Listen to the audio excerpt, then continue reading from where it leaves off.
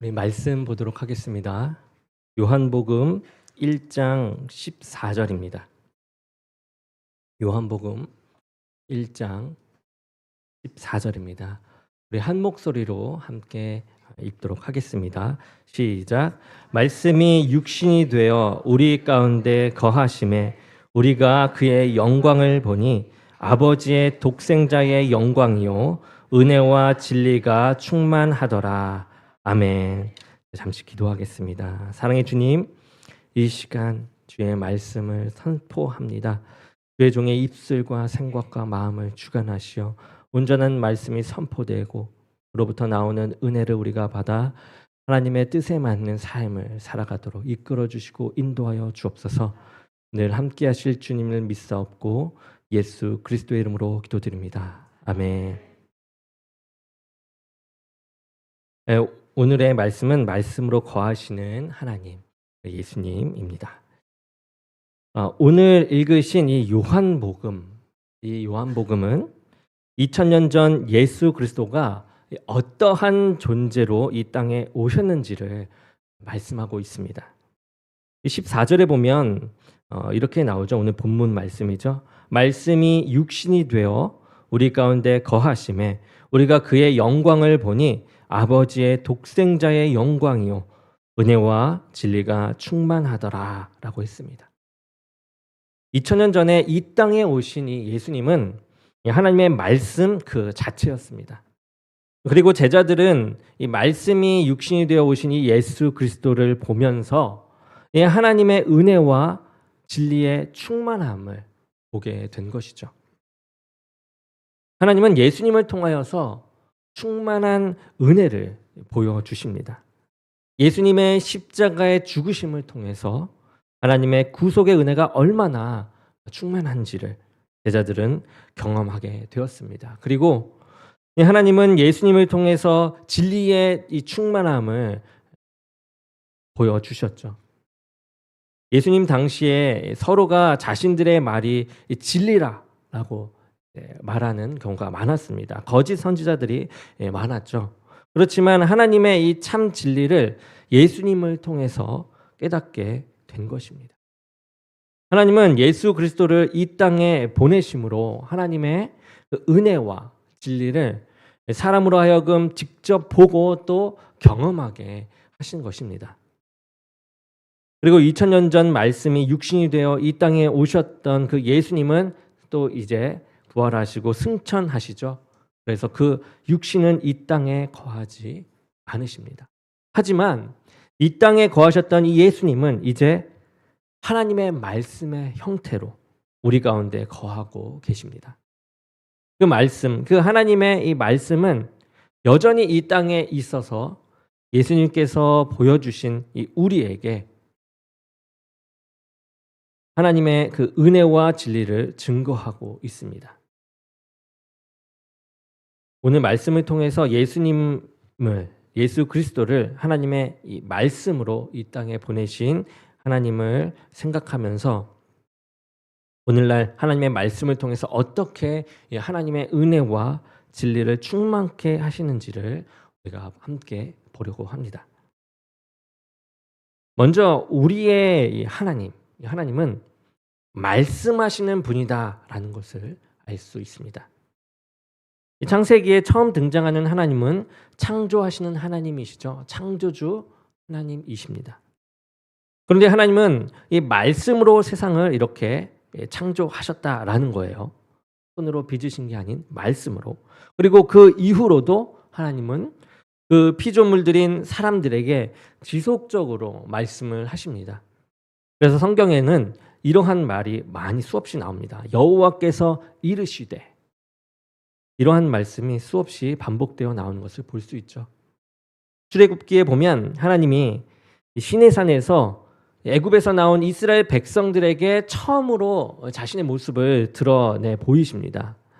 그때의 하나님은 대단한 모습이었죠. 조용히 나타나신 것이 아닙니다. 시내산 전체를 구름으로 부르시죠. 그리고 산 꼭대기에 번개를 일으키세요. 그래서 번쩍번쩍 사람들로 하여금 시선을 압도하게끔 만드시고 천둥을 치시죠. 사람들이 그 모습을 보고 두려워 떨게끔 만드십니다. 그리고 그 시내산에 임재하셔서 하나님께서는 모세를 통해서 이스라엘 백성들에게 하나님의 말씀을 주십니다. 하나님은 조용히 임재하실 수도 있으셨을 것이에요. 그런데 그렇게 하지 않으셨습니다. 그토록 엄청난 모습으로 임재하셨죠. 그러므로 그 말씀을 주시는 분이 얼마나 대단한 분인지, 이 말씀이 얼마나 귀중한 것인지 보여주셨고, 그러기에 그 대단한 분이 주신 이 말씀이 귀하게 여기게끔, 사람들로 하여금 귀하게 여기게끔 하셨습니다. 하나님의 말씀의 권위를 깨닫고 그 말씀에 순종하도록 한 것이죠. 성경에서 하나님은 지속적으로 말씀하시는 분입니다. 하나님은 당신의 백성들이 이 하나님의 말씀을 듣고 그 말씀대로 살아가기를 원하시는 분이십니다. 이것이 하나님과 우상의 차이예요. 우상은 말을 합니까, 안 합니까? 말을 하지 못합니다. 하박국 2장 18절에 이렇게 나옵니다. 새긴 우상은 그 새겨 만든 자에게 무엇이 유익하겠느냐? 부어 만든 우상은 거짓 스승이라. 만든 자가 이 말하지 못하는 우상을 의지하니 무엇이 유익하겠느냐? 살아계신 하나님은 지속적으로 사람들에게 말씀하세요. 그렇지만 생명이 없는 죽은 우상은 말할 수가 없습니다. 그러니 사람이 만든 이 우상을 신으로 여기고 사는 것, 이것은 참으로 어리석은 일일 수밖에 없는 것이죠. 우리가 원하는 뜻대로만 듣고 나아가는 것입니다. 그런데 오늘날 하나님의 말씀을 듣지 못하게 하는, 말 못하는 그 우상보다도 더 무서운 것이 바로 사람들의 말입니다. 사람들은 하나님의 이 말씀을 듣기보다는 이 세상의 소리를 듣는 것에 더 관심을 둡니다. 어떠한 정책이나 계획을 하려고 하게 되면 이 설문조사를 통해서 사람들의 말을 듣게 되죠. 사람들이 말하는 의견에 따라서 정책을 수립하고 사업을 합니다. 그리고 요즘 보면 이 개인 방송도 인기죠. 인터넷 방송. 유튜브 같은 것을 통해서 이제는 개인이 방송을 하게 됩니다. 너무나도 많은 방송들이 나오게 되죠. 그러면서 자신들의 말을 절대적인 것처럼 말하면서 사람들에게 많은 영향력을 끼칩니다. 그리고 그 사람들은 자신들의 말이 은혜요, 진리라고 말하면서 사람들에게 영향을 끼치는 사람들도 있습니다. 이제 이 사회는 하나님의 말씀에 귀 기울이기보다는 이렇게 사람들의 말에 귀를 기울이며 하나님의 말씀을 외면하고 있습니다. 이럴 때 우리는 하나님께서 말씀하실 수 있도록 우리의 삶 속에서 역사하는 이 세상의 소리를 줄여야 합니다. 뉴스, 유튜브, 세상 사람들이 말하는 말들, 이런 것에서 우리가 분별해야 한다라는 것이에요. 무엇보다 하나님의 말씀의 소리를 키워서 더 많이 들음으로 무엇이 옳고 그런지 우리가 알아야 한다라는 것입니다. 사람들의 말소리에 귀 기울이기보단 하나님의 말 속에 더욱더 간절함을 가지고 나아갈 때 이 사람들이 말하는 것이 무엇이 옳고 그름인지 우리가 그 은혜 아래, 그 진리 아래 분별할 수 있다라는 것이죠. 하나님의 말씀의 소리를 키워 나아갈 때 하나님의 은혜와 진리의 말씀이 우리 안에 들려오기 때문입니다. 하나님은 창조 때부터 지금까지 이렇게 말씀하시는 하나님이세요. 오늘 또 우리의 삶 속에 말씀하시도록 성경 말씀을 듣고 묵상하시며 또한 이 설교 말씀을 통해서 하나님의 말씀에 집중할 때에 성육신하신 이 예수 그리스도께서 우리 가운데 거하시고 역사하실 줄 믿습니다. 두 번째는 하나님의 말씀은 생명입니다. 이 하나님께서 지속적으로 말씀하시는 그 이유는 이 말씀, 그 말씀 안에 생명이 있기 때문에 그래요. 세상 사람들이 말하는 것들은 주로 이 땅에서 살아있는 동안에 어떻게 살아야 할지, 그것에 관심을 두는 말입니다.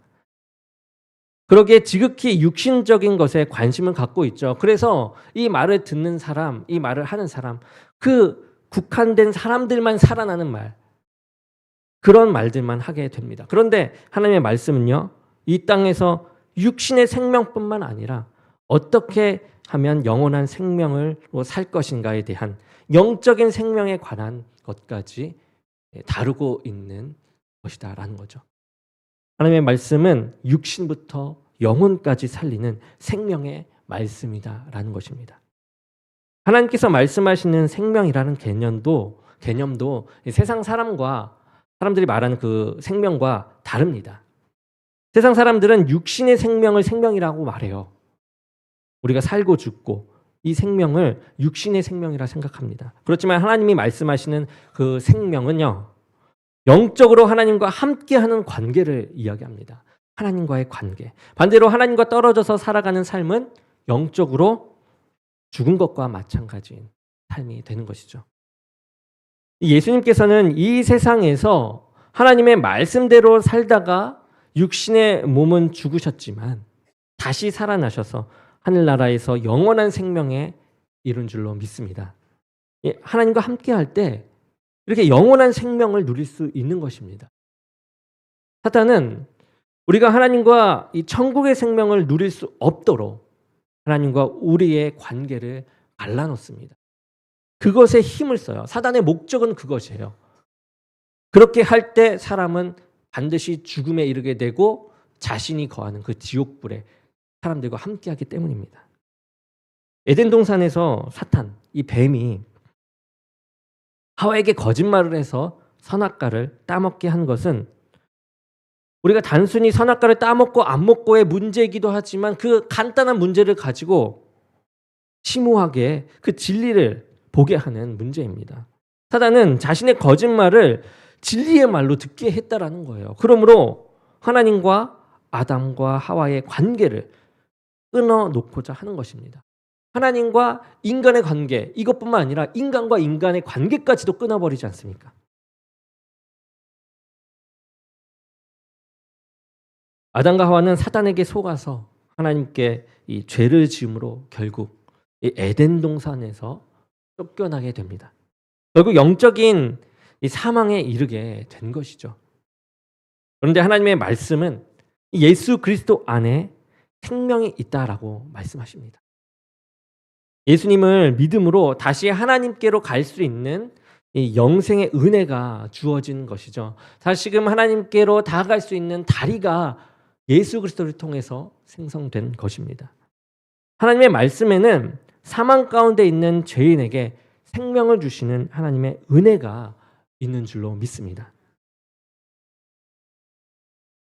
한국 최초로 순교한 개신교 선교사 로버트 토마스 선교사가 있습니다. 그는 영국 런던 선교회 소속으로 원래 중국 선교를 가려고 했던 중국 선교사로 파송을 받았던 사람입니다. 그런데 1863년 중국에 온 지 얼마 되지 않아서 아내가 죽게 돼요. 잠시 선교사의 사명을 포기했습니다. 그렇지만 후에 조선에 대한 이야기를 듣게 돼요. 그리고 조선을 선교하기로 결심을 하게 됩니다. 토마스 선교사는 조선의 이 선교를 꿈꾸면서 이 조선어를 배우기 시작했고, 조선을 처음 방문했을 때 이 작은 목선을 타고 서해안 연안 작은 섬들을 다니면서 선교를 했습니다. 그리고 1866년에는 영국의 상선, 무역하는 배인 제너럴 셔먼 호를 타고서 대동강을 타고 평양으로 들어가서 조선을 선교하려고 하였습니다. 이때 토마스 이 선교사는 한문으로 쓰여진 성경들을 배에 싣고 갔어요. 그런데 당시 이 대원군의 쇄국 정책으로 인해서 조선 사람들은 서양인들에 대한 적대감이 컸습니다. 조선의 병사들은 배를 향해서 이 서양의 배죠. 이 배를 향해서 불화살 공격을 했어요. 불을 피해서 땅으로 내려온 이 서양 사람들은 또 조선 관군들에 의해서 죽임을 당하게 됩니다.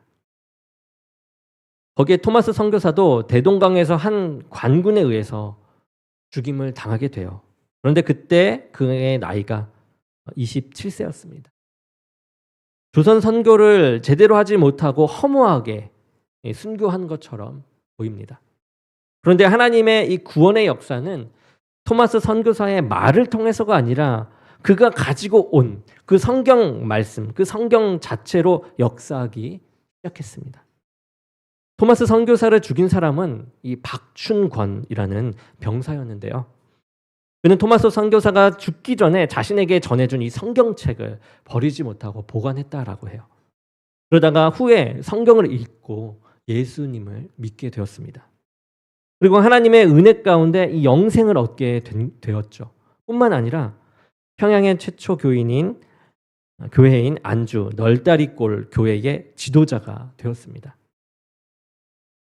이 토마스 선교사가 가져온 이 성경책은 대동강 강변에 흩어졌고 조선 사람들이 이것을 가지고 또 가게 되었습니다. 또 다른 성경책의 일화예요. 토마스 선교사를 통한. 이렇게 퍼져 있는 성경책을 조선 사람들이 가지고 갔던 거예요. 그때 박규수 평양 감사는 이 성경책과 전도 책자를 소지한 사람들을 체포했습니다. 그리고 그 책을 회수하라고 명령을 내렸죠. 그런데 이 책임을 박영식이라는 사람이 맡았어요. 이 박영식은 그 성경책을 수거해서 그 성경책을 뜯어서 자신의 집에 벽지로 사용을 했습니다. 그리고 후에 최치량이라는 사람이 박영식의 이 집을 구입해서 여관으로 사용하게 되었어요. 그러니 그 여관에 머무는 사람들은 자연스럽게 벽에 붙어 있는 성경책을 보게 된 것이죠.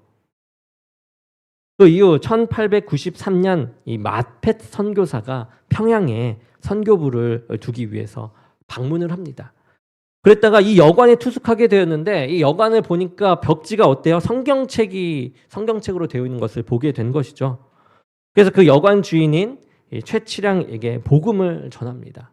아무래도 성경책이 벽에 있다 보니 성경책을 읽었던 사람이다. 이라 복음이 잘 전하게 되었던 것 같아요. 최치량은 그래서 기독교인이 되었고 이 여관을 교회로 사용하게 되었습니다. 하나님의 역사는 이렇게 나타났습니다. 하나님은 조선 곧 이 한국에 예수 그리스도의 생명을 전하기 위해 성경 말씀을 사용하셨어요. 하나님의 말씀은 우리의 이 죽은 영혼을 살리는 생명의 말씀인 줄로 믿습니다.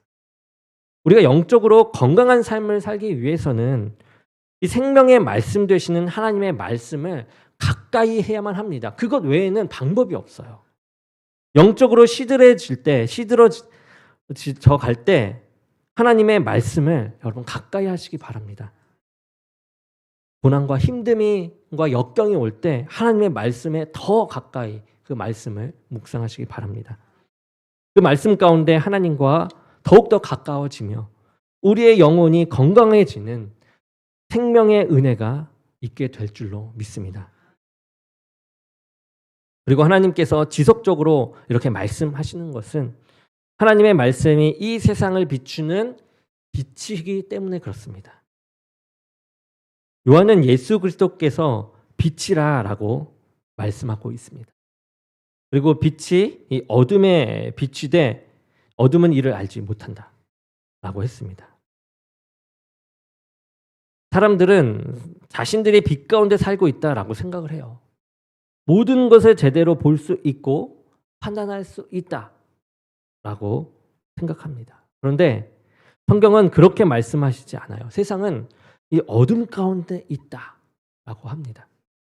우리의 육신의 눈으로 보는 것은 잘 보고 잘 이해하는지 몰라요. 그렇지만 이 영적인 상태는 어둠이다라는 것입니다.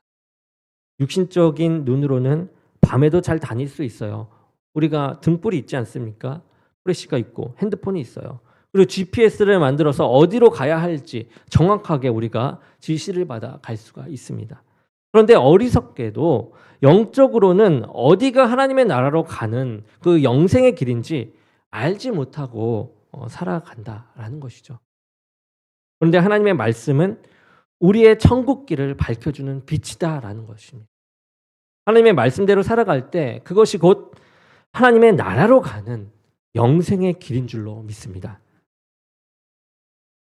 시편 119편 104절에서 105절에 이렇게 나와 있습니다. 주의 법도들로 말미암아 내가 명철하게 되었으므로 모든 거짓 행위를 미워하나이다. 주의 말씀은 내 발의 등이요 내 길의 빛이니이다 라고 했습니다.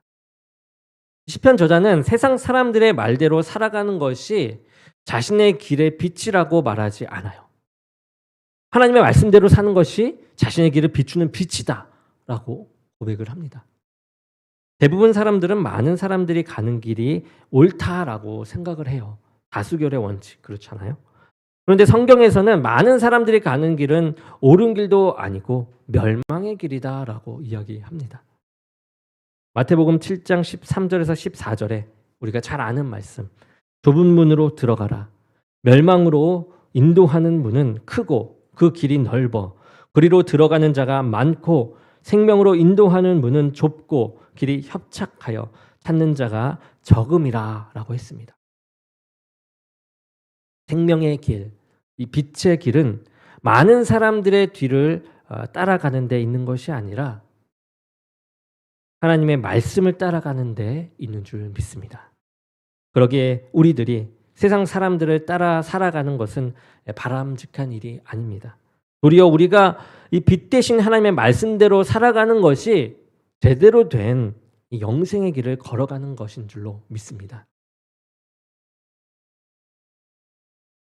여러분들이 가장 중요하게 여기는 것은 누구의 말입니까? 우리 주변에는 수많은 세상의 소리들이 많이 있습니다.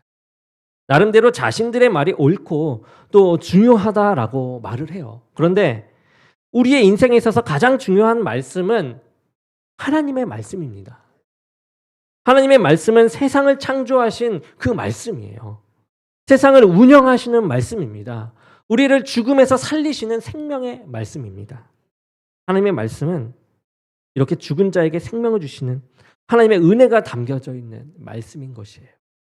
우리가 죽을 것 같은 삶을 살아갈 때 하나님의 말씀을 접하게 되면 우리의 영혼이 살고 우리의 삶이 살아나게 되는 것입니다. 하나님의 말씀은 어둠 속에 있는 자에게 빛을 주시는 진리의 말씀인 줄로 믿습니다. 하나님의 말씀은 우리가 대할 때에 우리를 지배하고 있는 이 거짓을 우리는 분명하게 분별할 수 있고 진리 가운데 행하게 되는 것입니다. 예수님의 제자들은 말씀이 육신이 되신 이 예수 그리스도를 통해서 하나님의 은혜와 진리의 충만함을 경험했습니다. 우리 또한 그러한 말씀을 통해서 이 예수 그리스도를 통하여 하나님의 은혜와 진리의 충만함을 경험하길 원합니다. 그리고 이제 예수 그리스도는 우리에게 이렇게 말씀의 형태로 우리 안에 거하시는 줄로 믿습니다. 어떤 말보다 하나님께서 우리에게 말씀하시도록 늘 하나님의 말씀, 이 성경책을 가까이 두시기 바랍니다. 그리고 그것을 읽고 우리가 묵상할 때에 하나님의 은혜와 진리의 충만함이 우리 가운데 임하게 될 줄로 믿습니다. 그리고 예수님께서 말씀이 육신이 되어 사셨던 것처럼 저와 여러분들도 하나님의 말씀대로 살아감으로 사망과 죽음의 세상에 하나님의 생명과 빛을 드러내는 저와 여러분이 되는 그 삶을 살아가기를 간절히 축원합니다. 네, 기도하겠습니다. 사랑의 주님 감사합니다. 날마다 우리 삶에 거하시며 우리를 인도하시는 주님, 언제나 이 말씀으로 인도하심을 우리가 깨닫고 말씀을 놓지 않으므로 하나님과 가까이 함에 늘 시간을 쏟아 나아갈 수 있게 하여 주옵소서. 우리를 살리시고 진리 가운데 인도하시는 주님을 믿사오며 예수 그리스도의 이름으로 기도드립니다. 아멘.